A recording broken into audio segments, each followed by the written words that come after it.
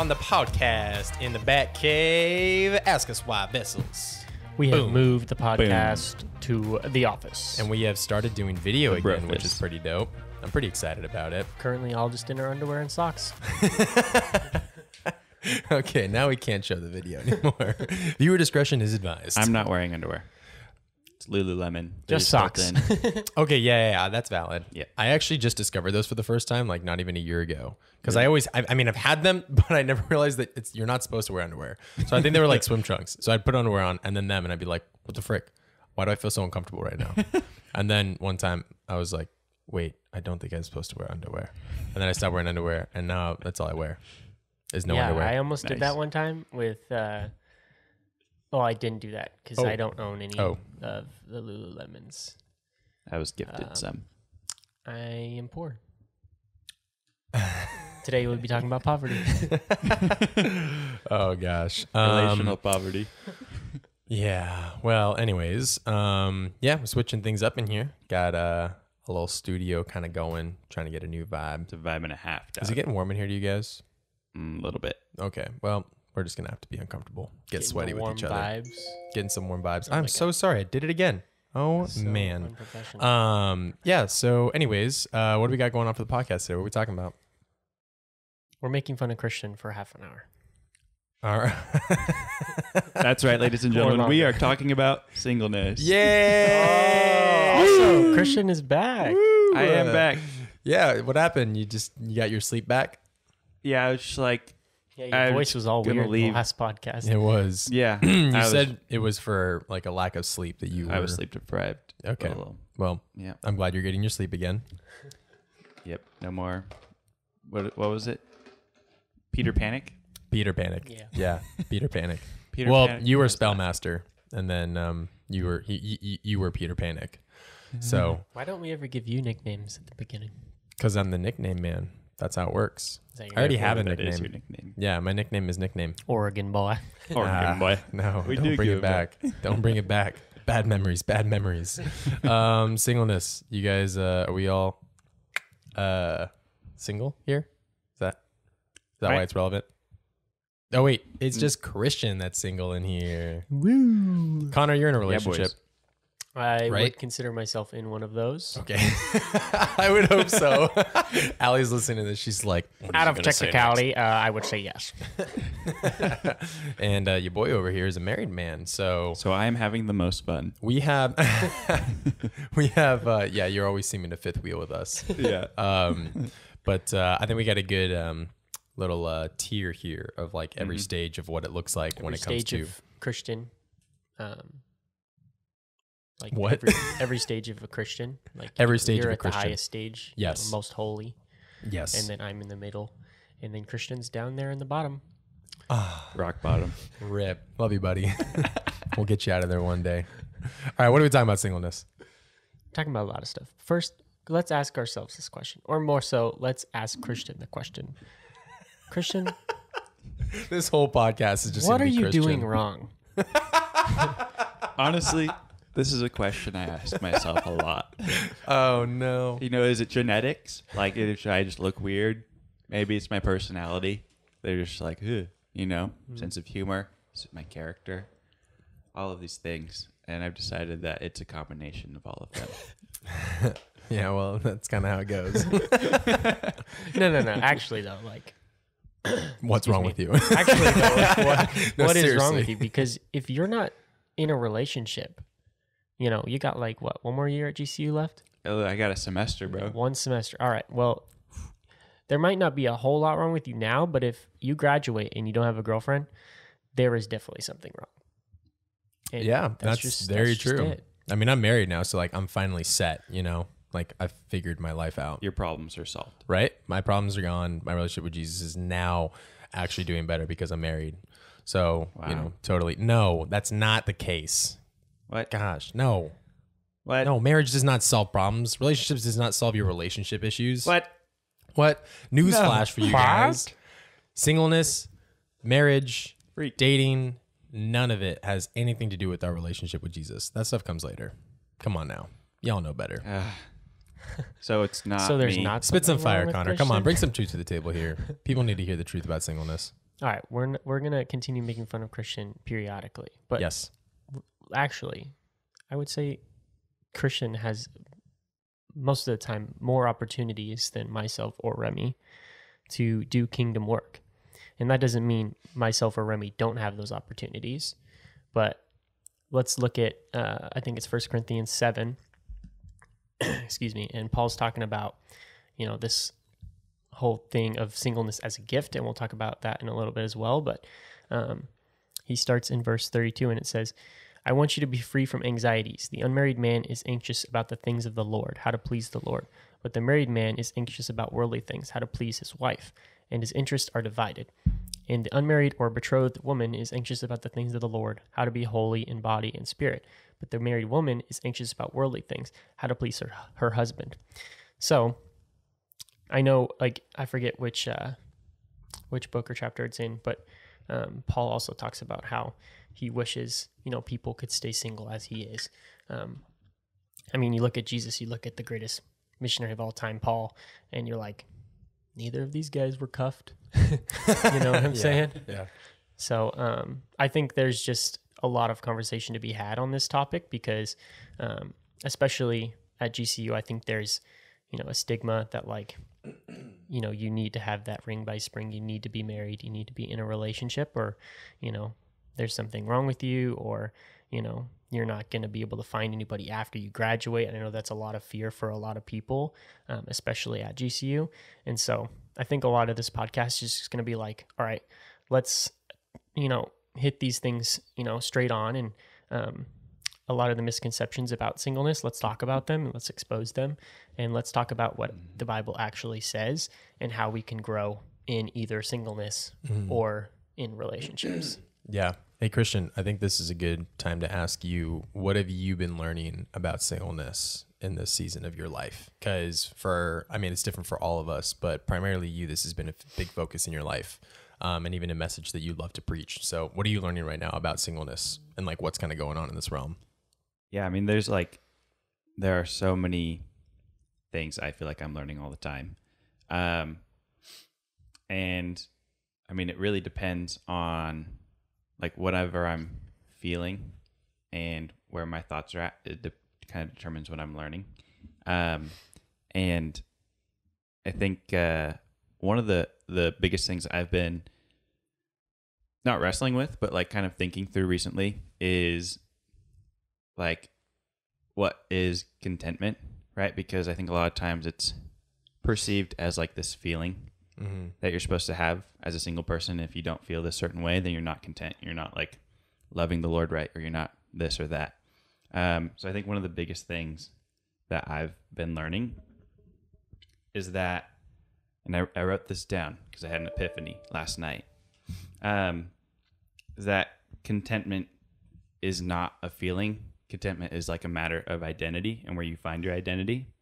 Contentment is not something that you find. It's something that you live out. So think in the same way that we live out our identity in Christ by reading the Word, by praying, by depending on Jesus when we are broken, by being confident in His promises towards us, by allowing Him to love us, we can also live out contentment, which is done through living out our identity in Jesus. So something that I've been practicing for a long time, just being super grateful for the friends in my life who are in relationships, like Connor, like Remy, their marriages, their relationships, all of that. Yeah. I just have chosen to just be so grateful and just to be a champion of my friends' relationships,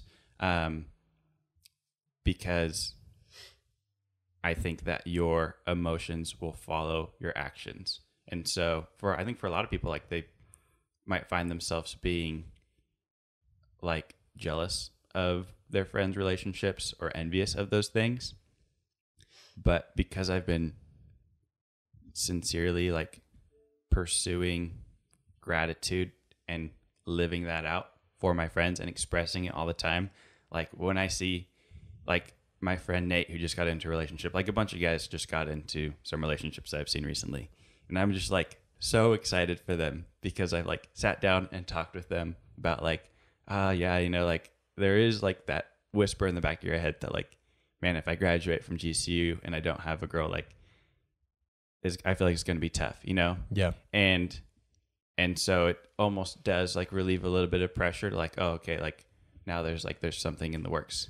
And like, I'm just like overjoyed for my friends who like get to experience that.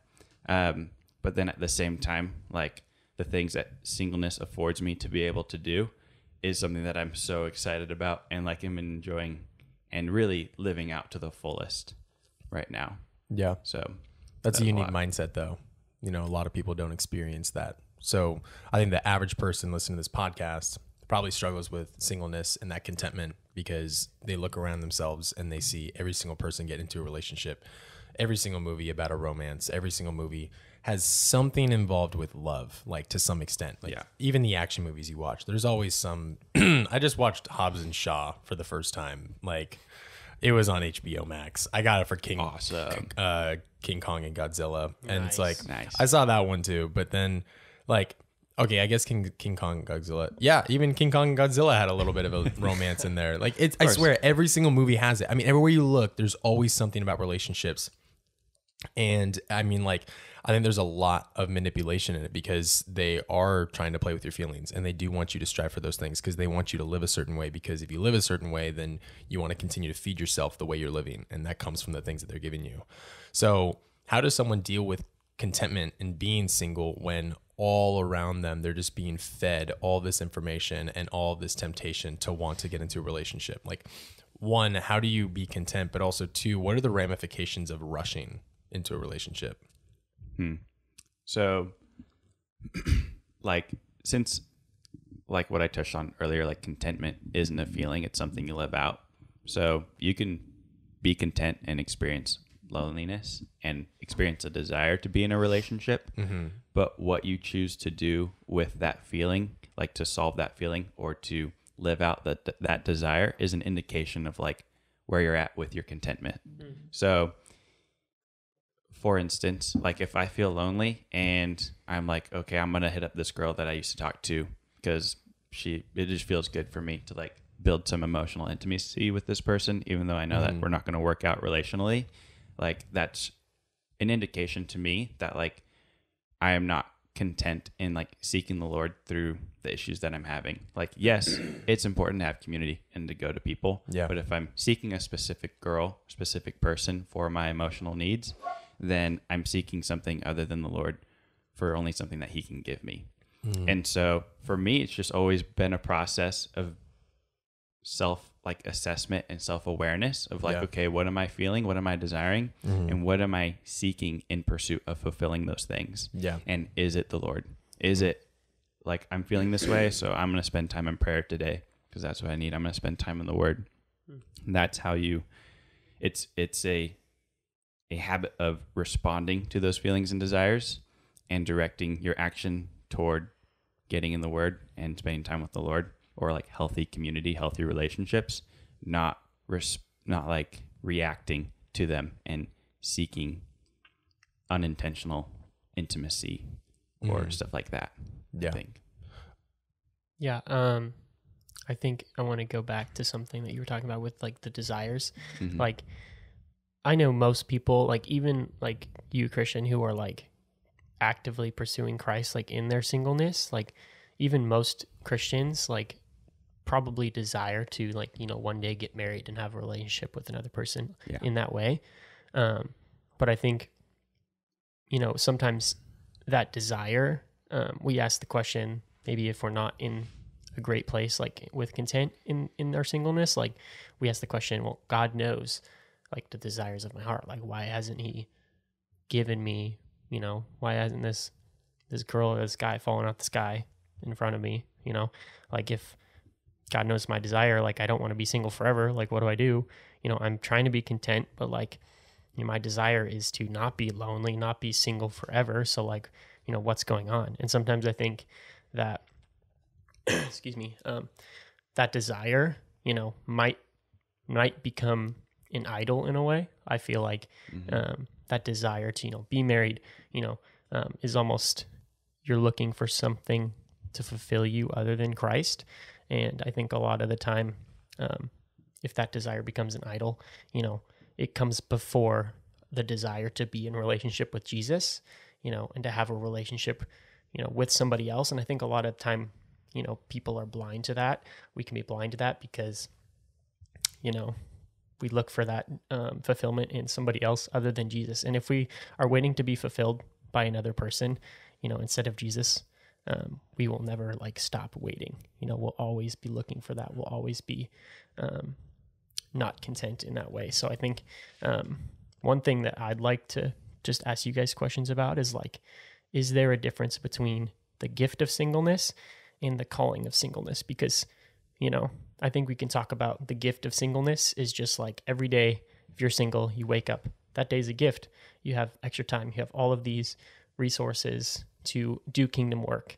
And then sometimes, there's people literally who might be called to singleness for their whole life. Obviously we can't see, 5 years into God's plan all the time and know, but, is there a difference between, okay, I'm single today. Am I going to do something with that productive for the kingdom of God? Or, what happens if I'm called to singleness? Is there a difference? Is it the same thing? What do you guys think? I think it's different. I think if you wake up in the morning and you're single, then you're called to singleness that day, and I believe that every day you're single, that is the gift of singleness. I think there's kind of a different topic to go into, if you've been called to celibacy and singleness in that sort of regard, then there's a different approach to that, right? That's something completely different. But I do know a friend of mine who really thought that he was called to singleness because he's a missionary. He just goes and he's just on fire for the Lord. But then he met a girl who was just as on fire for the Lord. He was I didn't expect that to happen. And then they're building this beautiful relationship. Well, I'm assuming they'll get married. And where he assumed that he was going to be single for the rest of his life because he just wanted to do what the Lord was calling him to, which is huge. But at the same time, the Lord had other plans. And so, for me, I've gotten to a headspace sometimes where I don't feel any desire. I don't feel any loneliness. I'm man, think of all the things I could do for the kingdom if I just stick it out and just remain single for the rest of my life. But that is the same thing. This is the same feeling as waking up one morning and feeling really lonely and really wanting to be in a relationship. The ebbs and flows. And for me, it's man, if the Lord places someone in my life, if it's not something that I'm really earnestly desiring, but he places someone in my life where I'm wow, this person is amazing. I feel we could build, I feel her ministry and my ministry joined together would make something even more amazing for the kingdom. I'm yeah, that would be sweet. But I don't know. It's it just depends on the feelings and the heart posture, I think, behind it. Yeah. I think that, you'll eventually, I think people are afraid that they're being called to singleness because they're single. And so there's that fear that lingers behind it. And so they're kind of no, but I want to be with someone. But if I'm called to this, I don't want to have to do that because I really want someone. And I think the mindset needs to be focusing on the here and now. It's listen, don't forget about the future. You are but a mist. You say you're going to go do this and that in this town, do business here. You're not. You don't know. You don't know if you're going to live tomorrow. All you have is today. So focus on today and that you have a gift of singleness today, and let that be what motivates you and pushes you closer to Jesus. And then over time, maybe you find out that you are called to singleness, but that's over time. But you could also believe that you're called to singleness, and then you meet someone and you're oh, okay, well, I guess I wasn't called to singleness, but I was called to singleness every single day that I was not in a relationship. And I think that's the mindset we have to have. And just coming from our perspective of now being married, I think we can all kind of speak from a different tier of what it looks like. But legitimately, I cannot do as much for the kingdom right now being married as you can, Christian. Connor, you're in a relationship. You're not even married yet, but you also cannot do as much for the kingdom already as much as Christian. because we have someone else in our life that we are called to now. For me, Alyssa is like my technically my relationship with Jesus is my first and foremost ministry, but like she becomes my first and foremost ministry after that. And like I have to focus and prioritize our relationship, and I have to consider her for all things. Like Paul talks about that himself. He's like, you can't do as much for the kingdom if you're in a relationship. And so it goes well either way. Like there's glory that's given to God through relationship because that's how it was designed.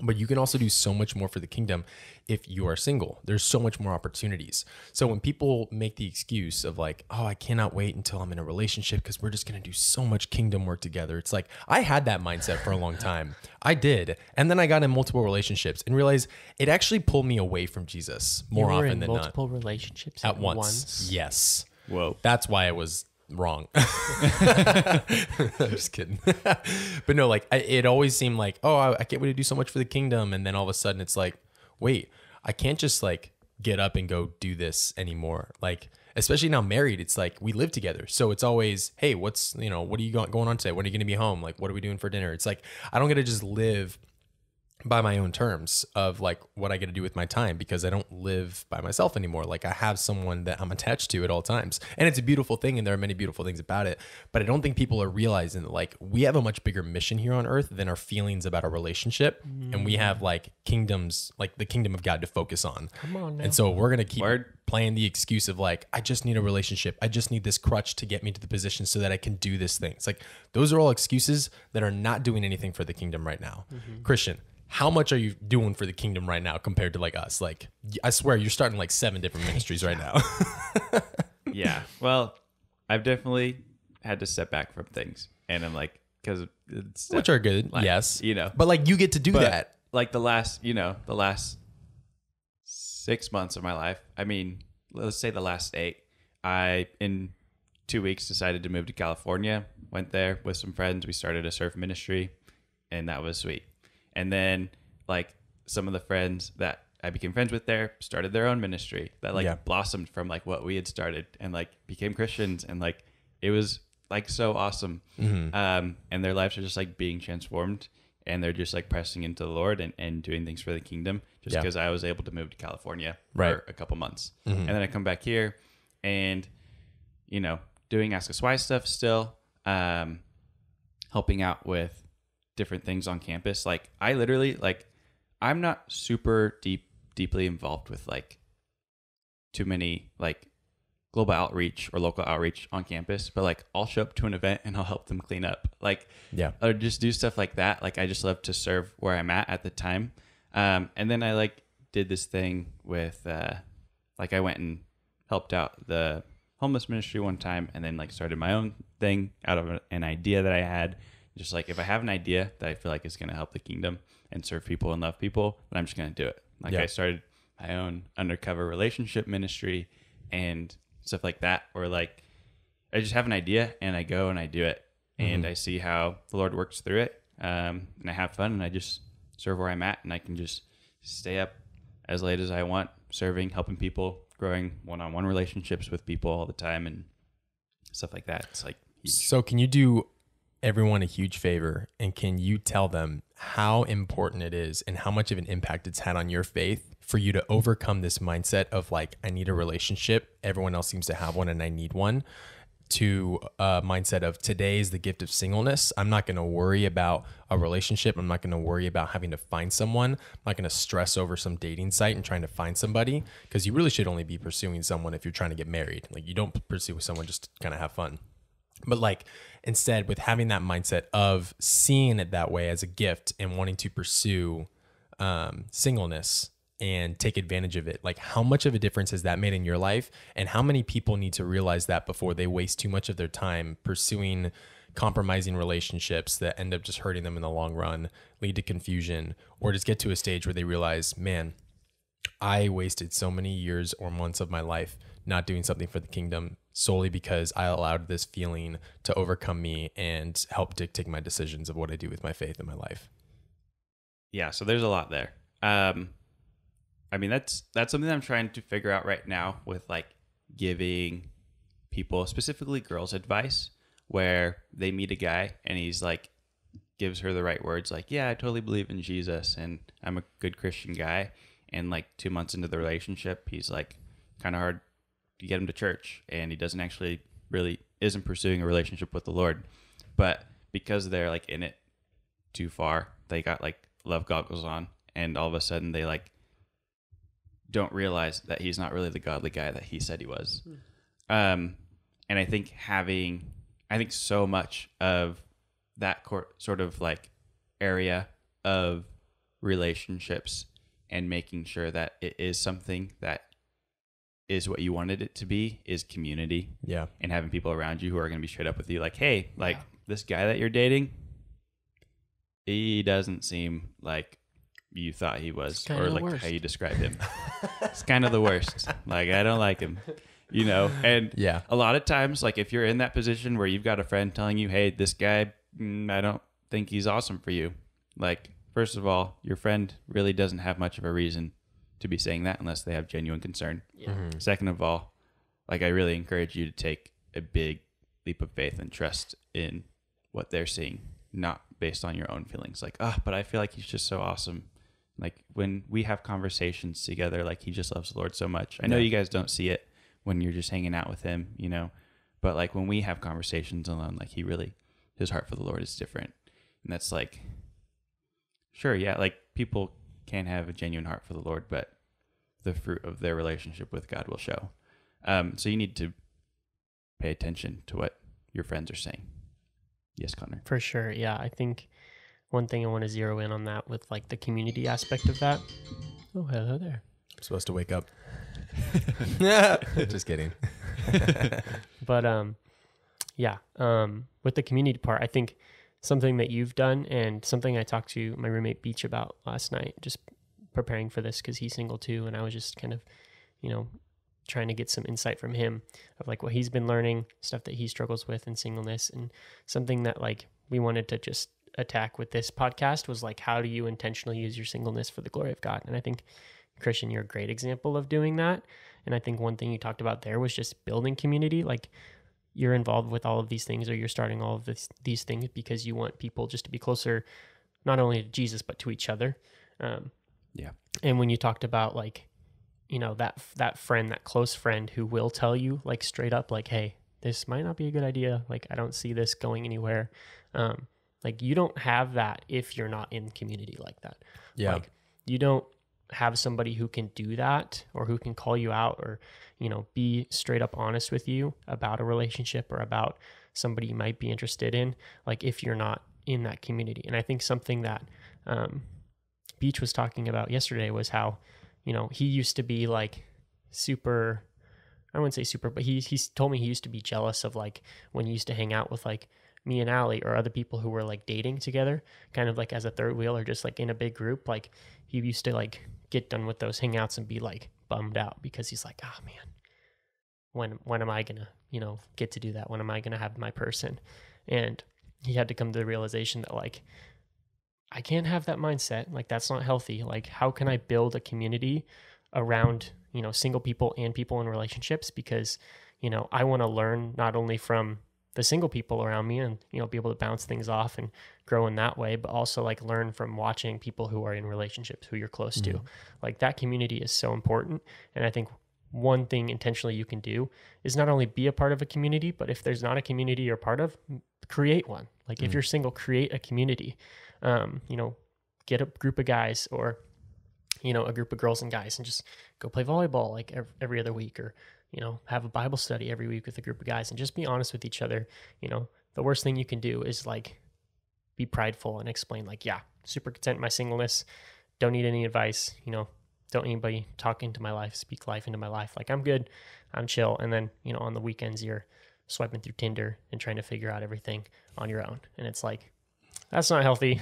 Yeah. We got to figure this stuff out. So be in community, create a community, be a part of that and be honest. Yeah. I think that's a great point for us to kind of break it off. We can do a 2-part series with this, but I think there's a lot that you can digest from that. Just when it comes to singleness, like the mindset has to be that like, this is a gift. Like you've been given the gift of singleness, and you can also be given the gift of a relationship, but there has to be intentionality behind why you're in the relationship. And there always has to be a heart check. Like in this time period, while you're single, like choose to embrace that, do the most you can for the kingdom, find ways to build community, and like trust in God, and that like he has you covered, and that like there's a process to everything, but like do what you can today because you only have today. Yeah. And one more thing, I think kind of just all encompassing. I think we need to check, like, especially when we're single, but obviously when we're in a relationship too, like check what your mission is. Like, remember why you're here. Like, you're here not just to get married and then coast until Jesus comes back or until you die. Like, your mission is to bring others to Christ, to bring them into relationship, to bring lost souls, the gospel of Jesus Christ. And I think sometimes,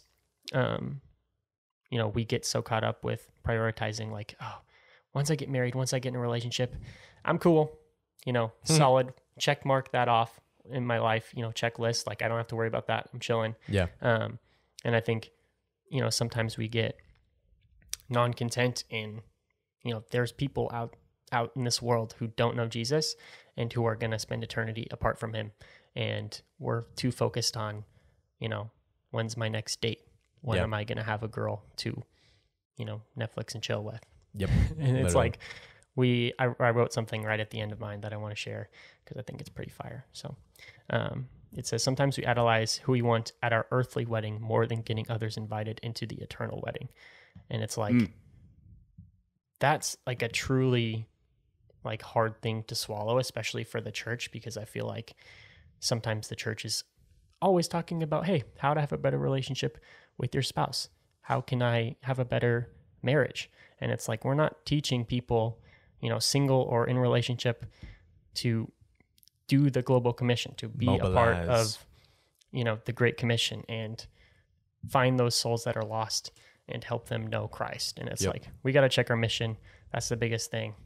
Let's stop focusing so much on what our next, day might look like, being anxious about being single or lonely, and do what you can for the kingdom today, like Christian was talking about.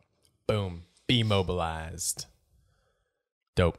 All right. Well, thanks, guys. Thanks for being on the podcast. Again, this is the Vessels Podcast, part of the company Ask Us Why. We sell merch. We do a lot with the community. Follow us on Instagram, IG at Ask Us Why with 2 Ys. And we will catch you guys in the next podcast episode. Catch you on a flippity flip. Peace out. Peace out.